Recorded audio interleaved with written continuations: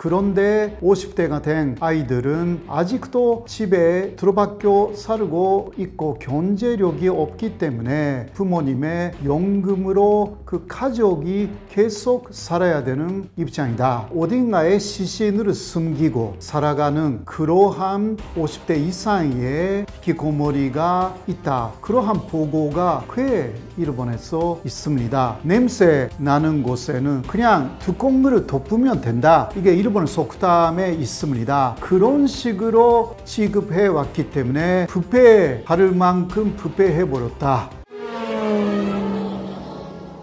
여러분 안녕하십니까? 세종대학교의 호사카 유지 교수입니다. 오늘은 세상연구소에서 불러주셔가지고 또 일본의 사회적인 여러 가지 내용에 대해서 말씀드리게 되었습니다. 8050 히키코모리 문제라는 것은요, 일본에서 만들어진 말이라고 할 수 있는데, 먼저 80이 뭐냐고 하면 80대 부모님을 말하는 것이고, 50이 뭐냐, 50대의 자녀들을 말하는 것입니다. 히키코모리 들어박혀 사는 아이들의 문제는 특히 1980년대 이후에 굉장히 일본에서 사회 문제화가 되었는데, 그때는 젊은 나이였던 히키코모리 아이들이 그대로 나이가 들어서 이제 50대가 되었다라는 것인데, 그래도 아직은 히키코모리고 방에 들어박혀 살고 있는 거죠. 그런데 부모님들은 이미 80대가 되었다. 이 80대 부모님들이 계속 그 50대가 된 히키코모리 아이들을 돌봐줘야 되는 문제, 이것을 전반적으로 80, 50 문제, 이런 식으로 이야기를 하는 것입니다. 히키코모리라고 해도요, 완전히 방에 들어박혀 가지고 밖으로 안 나가는 그런 사람도 있습니다만은 가끔 밖으로 나가는 사람도 있기는 합니다. 여러 가지 형태가 있습니다만은 기본적으로는 6개월 이상 은둔 생활을 한다. 이것이 히키코모리의 하나의 정의라고 할 수가 있는데요. 그런데 아무래도 그러한 생활을 하다 보니 경제적으로 자립할 수가 없는 거 아닙니까? 그래서 결국은 부모님도 이제 나이가 들어가지고 은퇴한 그러한 80대가 되어가지고 결국은 연금 생활을 하고 있는 거죠. 그런데 50대가 된 아이들은 아직도 집에 들어박혀 살고 있고 경제력이 없기 때문에 부모님의 연금으로 그 가족이 계속 살아야 되는 입장이다. 이것을 말하는 것입니다. 80, 50, 그러니까 50대 이상의 히키코모리가 어느 정도 있는가라는 통계인데요. 이것은 50대 이상이라기보다 40대 이상으로 통계가 나온 적이 있습니다. 이거는 2023년도에 그때 통계로 보면 40대 이상의 히키코모리 숫자는 61만 명 정도였습니다. 40대 미만의 히키코모리까지 포함시키면 150만 명 정도가 있다. 이게 일본의 실태인데요. 그러나 나이 많은 히키코모리는 60만 명을 넘고 존재한다. 이것도 굉장한 사회 문제인 거죠. 왜냐하면 80대 부모님이 또 90대가 돼가지고 결국은 돌아가시게 되지 않습니까? 그때는 연금도 사라지는 것이에요. 연금을 받을 수가 있는 그런 분들은 배우자밖에 안 되기 때문에 결국은 그 부모님이 돌아가신 이후에는 50대, 60대가 된 그러한 히키코모리, 이제 노년이죠. 노년들이 어떻게 살아갈 수가 있는지 큰 사회 문제 기다리고 있는 것입니다. 그래서 80, 50 히키코모리 문제에서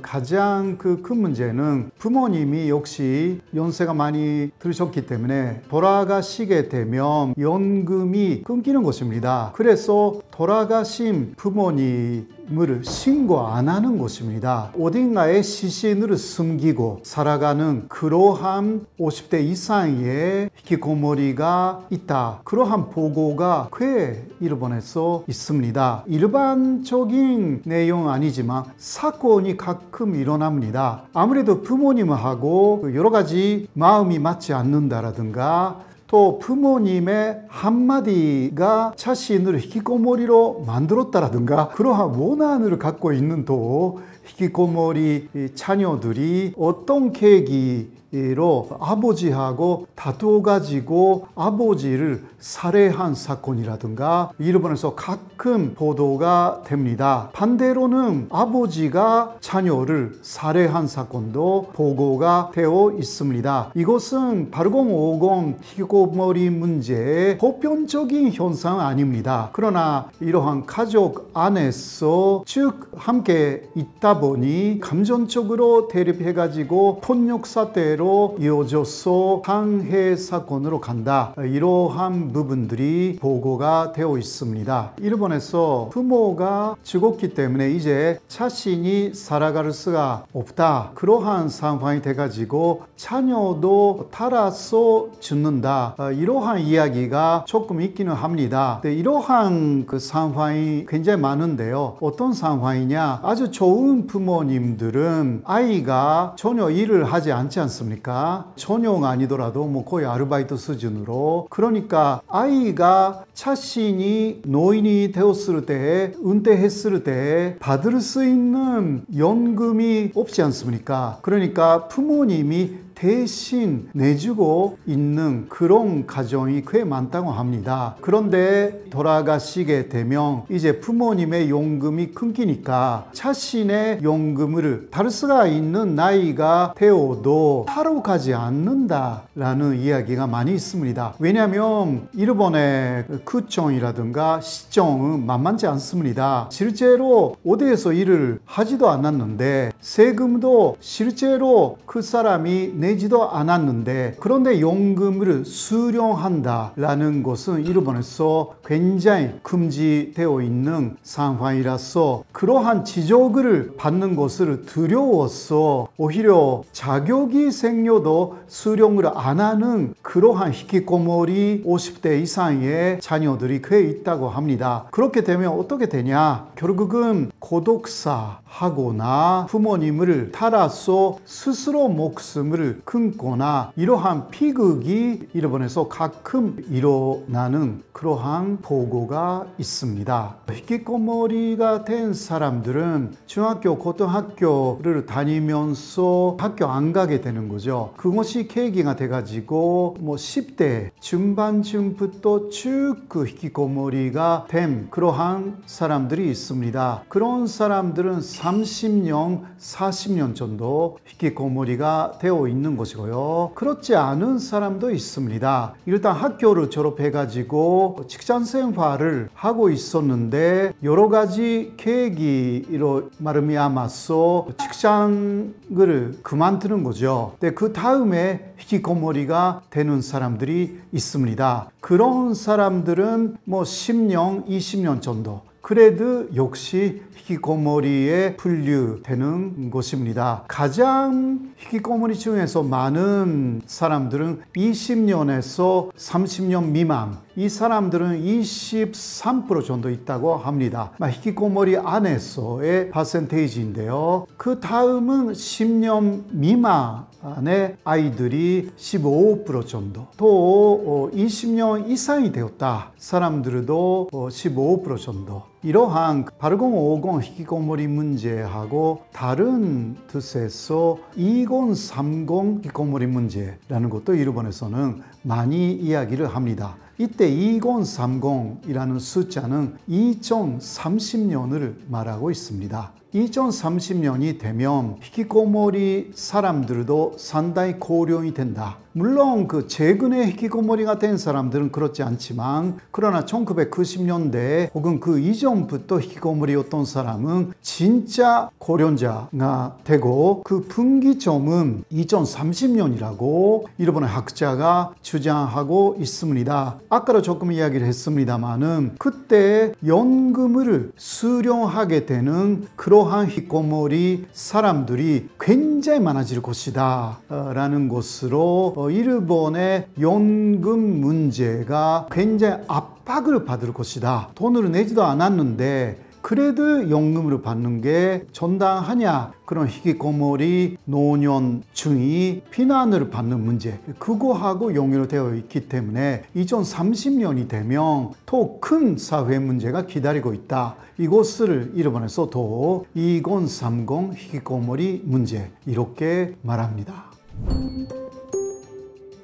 히키코모리가 생긴 시기는 1980년대 정도로 이야기를 합니다. 아무래도 고도성장 사회였고 경제적으로는 세계 최고 위치까지 올라갑니다. 1991년 바블이 붕괴돼가지고 1995년부터 또 5년 정도는 취업 빈하기라고 해가지고 아무리 노력을 해도 취업을 할 수 없는 그러한 세대가 있었습니다. 어떤 면에서는 사회에서 패배자가 된 거죠. 그리고 또 학교에서 많은 괴롭힘을 당하거나 아이들 자체가 학교에서도 말하자면 약자의 입장에서 패배감을 느껴가지고 학교에 나타나지 못하게 되는 그러한 사회적인 굉장히 어려운 시기가 80년대 지나서 특히 90년대에 철종기에 달해가지고 이때에 히키코모리가 된 사람들이 현재까지만 해도 히키코모리로 살고 있다, 이렇게 말씀드릴 수 있습니다. 왜 히키코모리를 그냥 반치했는가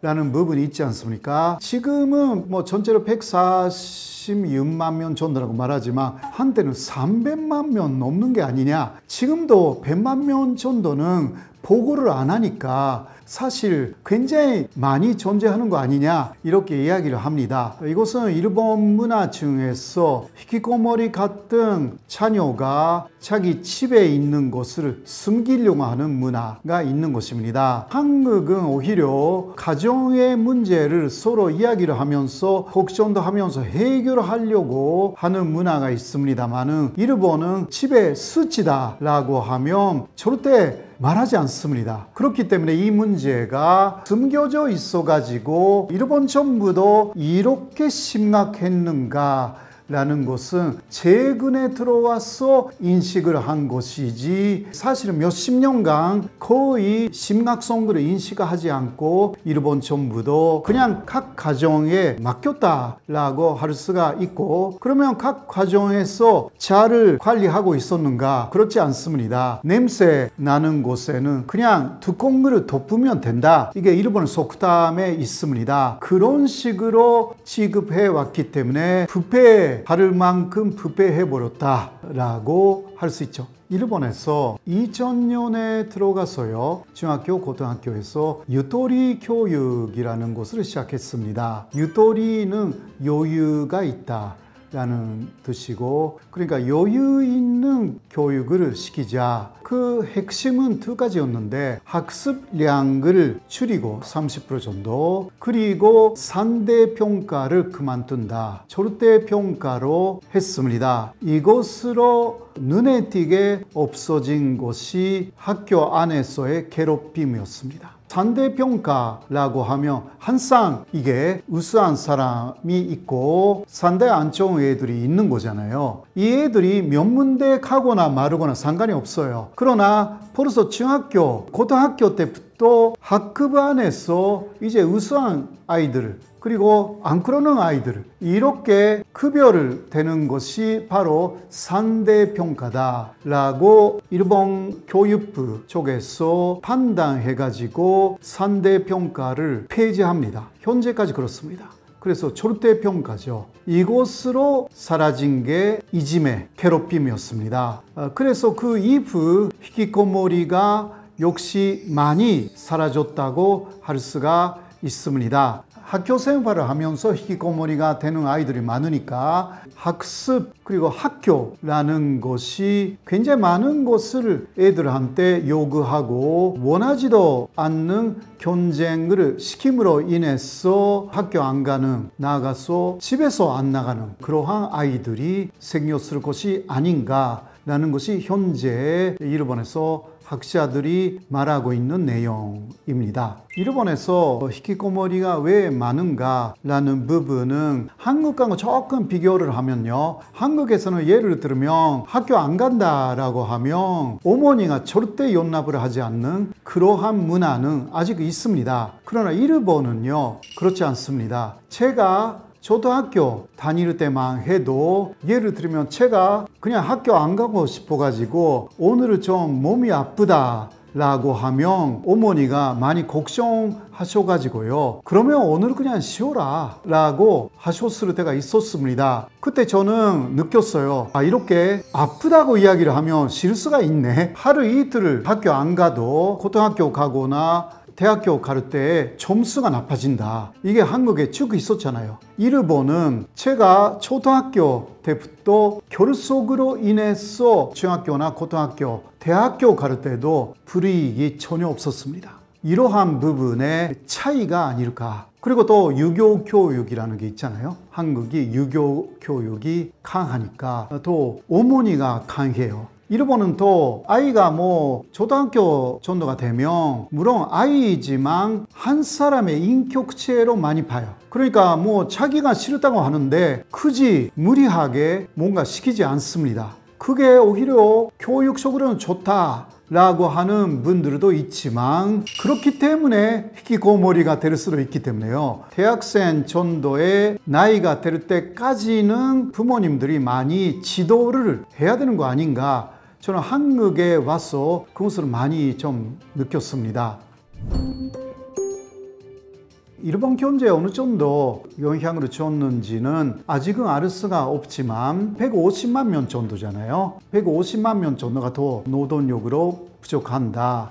이 정도가 될 텐데, 그렇지 않아도 일본 전체가 노동력 부족이고 특히 3D 업종에서 노동력이 엄청나게 부족합니다. 그래서 히키코모리를 갖다가 일본 경제에 어떤 영향을 주고 있는지는 아직은 그런 통계가 좀 없습니다. 그러나 2030 문제, 받을 수 없는 사람이 연금을 받아가기 때문에 일본의 연금 제도에, 복지 제도에 좋은 영향을 주지, 이 부분은 지켜봐야 하는 것입니다. 또 하나, 노동력이 오히려 부족이 아니라 너무 충분해 가지고 그만둬야 하는 대기업이라든가 필요 없는 인재들이 일본의 기업 문화 때문에 일이 없는데 그냥 사내 실직되어 있는 이런 사람들이 지금도 300만 명 정도 있다고 합니다. 일본은 연공 소멸이나 전신 고용 이 제도가 아직 붕괴되지 않았기 때문에, 그런데 나이가 가면 갈수록 일을 못 해요. 특히 AI나 IT를 잘 모르는 고령자들은 일을 하려고 해도 못하는 거죠. 그렇기 때문에 그냥 한직에 밀려나고 그래도 안 잘려요. 그래서 이러한 잉여 노동력이 400만 이상이라고 하는 것이 있어가지고 얻는 데는 정말 없는데 아주 과잉으로 노동력이 남아있는 데가 더 있어가지고 이것을 어떻게 균형을 이렇게 하는가라는 것이 현재 일본의 노동시장의 문제가 되어 있습니다. 한국이 무조건 모든 분야에서 일본으로 따라간다라는 것은 아니라고 저는 생각하고 있습니다. 한국 문화는 여러 가지 문제가 있으면 굉장히 많은 사람들은 그것을 드러내고 해결하려고 하는 문화가 일본보다 훨씬 강합니다. 일본은 수치, 좀 부끄러운 부분은 그냥 뚜껑을 덮어놓고 외부에 노출시키지 않으려고 하기 때문에 이게 히키코모리 문제가 굉장히 심각하게 된 것이고요. 한국은 그렇지 않습니다. 물론 히키코모리가 한국에 오는 거 아니거든요. 그래도 일본하고는 조금 다르더라고요. 굉장히 많은 곳을 자유롭게 기회를 주고 자녀를 되도록 그 외부에 내보내려고 노력을 하고 있고요. 일본은 대량의 히키코모리가 있고, 그리고 오랫동안 30년, 40년 지났다 한국은 10년 정도 지난 문제다. 아직은요. 일본의 실패한 사례를 잘 연구해 나가면 일본을 따라가지는 않고 따라갈 필요도 없고, 또 한국 문화는 그런 부분은 일본하고 전혀 다른 내용이 있기 때문에 어느 정도 안심할 수 있는 것이 아닌가 그렇게 생각합니다. 그 히키코모리 문제라는 것은요, 집에서의 문제, 학교에서의 문제, 집에 큰 문제가 있는 경우는 많이 없어요. 결국은 학교 그리고 직장의 문제다 라고 할 수밖에 없습니다. 여러 가지 직장 문화가 있기 때문에 이것을 한꺼번에 뭔가 해결하기에는 그렇게 쉬운 것은 아니라고 생각해요. 그러나 여러 직장에서 히키코모리가 될 만한 그러한 기업 문화를 만들지 않겠다라는 목표를 세우는 것은 대단히 중요하다고 생각합니다. 상사하고 엄청나게 다투어가지고 화가 나서 그만둔 사람이 히키코모리가 됐다라든가, 학교는 아니지만 괴롭힘이 있다라든가, 이러한 부분은 절대 있으면 안 되고요. 그 다음은 역시 학교 문제죠.